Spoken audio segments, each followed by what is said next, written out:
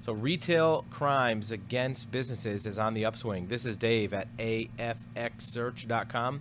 There's been a rash of theft and fraud against retail businesses around the country where an organized ring will come into a city and commit retail fraud or retail theft against businesses. It usually goes something like this. They'll come into town with a box full of either fraudulent, stolen, or even counterfeit credit cards, and they'll go into companies and buy gift cards or buy something that's easily convertible to cash.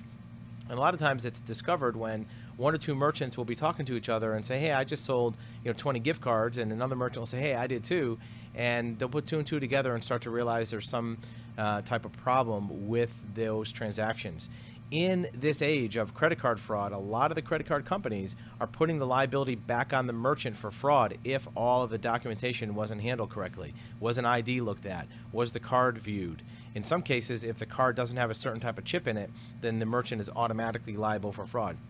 Check your merchant agreement for that to make sure that you have good coverage for credit card fraud at your place of business.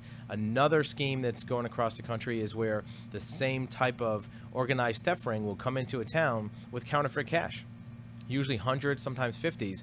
They'll go in and, again, buy gift cards or buy items that are easily convertible to cash and then sell them on eBay. So if you're a retail merchant, either cash or credit card, take a look at your transactions, train your counter staff very well, get some good advice from security people to make sure you're not going to be a victim and what some of the red flags are for this type of fraud. If you have more questions about retail fraud security, you can reach us at our website at afxsearch.com.